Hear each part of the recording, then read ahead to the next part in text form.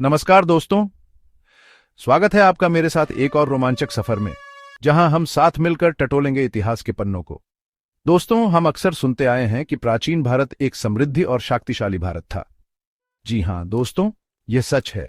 एक ऐसा समय था जब दुनिया का संपूर्ण व्यापार और राजनीति के केंद्र में भारत ही हुआ करता था। चाहे वो सोना हो, हीरे जवाहरात हो, मसाले हो या फिर ज्ञान विज्ञान हो, भारत हर क्षेत्र में विश्वगुरु कहलाता था। तो दोस्तों, आज हम उसी गौरवशाली अतीत की एक झलक देखने जा रहे हैं। आइए मिलकर जानते हैं भारत के 10 सबसे अमीर और शक्तिशाली साम्राज्य के नाम। दोस्तों, सबसे पहले बात करते हैं सम्राट विक्रमादित्य की। विक्रमादित्य, यह नाम सुनते ही दिमाग में एक तस्वीर उभरती है, वीरता, ज्ञान और न्यायप्रियता की। कहते हैं विक्रम संवत अनुसार अवंतिका, जिसे आज हम उज्जैन के नाम से जानते हैं, कि महाराजा अधिराज राजा विक्रमादित्य आज से 2294 वर्ष पूर्व हुए थे। दोस्तों, विक्रमादित्य अपने ज्ञान, वीरता और उदारशीलता के लिए प्रसिद्ध थे। उनके दरबार में नवरत्न रहते थे। कहना चाहिए कि 9 रत्न रखने की परंपरा का प्रारंभ उन्होंने ही किया था। कल्पना कीजिए उस दरबार की, जहां कालिदास जैसे महाकवि विराजमान हो। महाकवि कालिदास की पुस्तक ज्योतिर्विद भरण के अनुसार विक्रमादित्य के पास 30 मिलियन सैनिकों, 100 मिलियन विभिन्न वाहनों, 25,000 हाथी और 4 लाख समुद्री जहाजों की एक विशाल सेना थी। सोचिए दोस्तों, ये कितनी बड़ी ताकत रही होगी।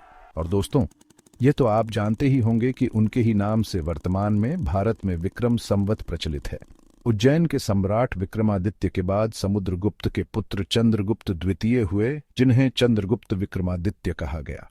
विक्रमादित्य द्वितीय के बाद 15वीं सदी में सम्राट हेमचंद्र विक्रमादित्य हेमू हुए।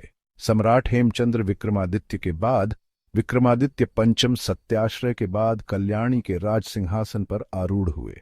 उन्होंने लगभग 1008 ईस्वी में चालुक्य राज्य की गद्दी को संभाला। राजा भोज के काल में यही विक्रमादित्य थे। दोस्तों, अब बारी है मौर्य साम्राज्य की। यह साम्राज्य अपनी विशालता और शक्ति के लिए जाना जाता था। इस साम्राज्य की नींव रखी थी सम्राट चंद्रगुप्त मौर्य ने। चंद्रगुप्त मौर्य, जिन्हें चंद्रगुप्त महान 340-298 ईसा पूर्व भी कहा जाता है, यह वही दौर था जब सिकंदर ने भारत पर आक्रमण किया था। चंद्रगुप्त ने सिकंदर के सेनापति सेल्यूकस को 2 बार बंधक बनाकर छोड़ा था। कल्पना कीजिए दोस्तों, चंद्रगुप्त की वीरता और रणनीति का, जिन्होंने सिकंदर के सेनापति को भी धूल चटा दी थी। चंद्रगुप्त मौर्य के गुरु थे आचार्य चाणक्य। चाणक्य, जिनकी नीतियां और रणनीतियां आज भी प्रासंगिक हैं। चंद्रगुप्त मौर्य ने सेल्यूकस की पुत्री हेलन से विवाह किया था। चंद्रगुप्त की एक भारतीय पत्नी दुर्धरा थी, जिससे बिंदुसार का जन्म हुआ। चंद्रगुप्त ने अपने पुत्र बिंदुसार को गद्दी सौंप दी थी। बिंदुसार के समय में भी चाणक्य उनके प्रधानमंत्री थे। इतिहास में बिंदुसार को महान पिता का पुत्र और महान पुत्र का पिता कहा जाता है, क्योंकि वे चंद्रगुप्त मौर्य के पुत्र और राजा अशोक महान के पिता थे। जी हां दोस्तों, अशोक महान, जिन्होंने कलिंग युद्ध के बाद हिंसा का रास्ता छोड़कर बौद्ध धर्म अपना लिया था। मौर्य साम्राज्य का इतिहास वीरता, ज्ञान और धर्म का एक अद्भुत संगम है।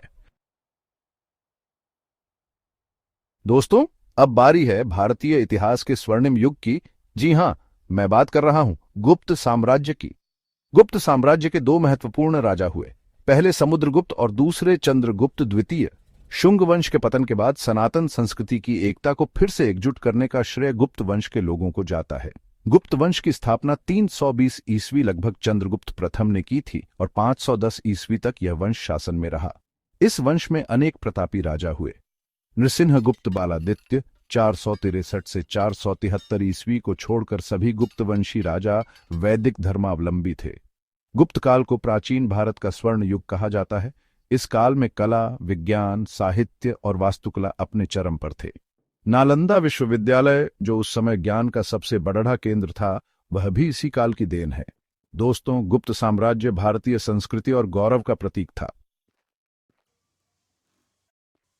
दोस्तों, ये थी भारत के 10 सबसे शक्तिशाली साम्राज्यों की एक झलक। ये साम्राज्य सिर्फ इतिहास के पन्नों में ही नहीं, बल्कि हमारी संस्कृति, परंपराओं और मूल्यों में भी रचे बसे हैं। यह जानकर हमें गर्व होना चाहिए कि हमारे पूर्वजों ने ऐसे शक्तिशाली और समृद्ध साम्राज्यों का निर्माण किया था। हमें उनसे प्रेरणा लेनी चाहिए और अपने देश को फिर से विश्व गुरु बनाने का प्रयास करना चाहिए। तो दोस्तों, मुझे उम्मीद है कि आपको यह जानकारी पसंद आई होगी।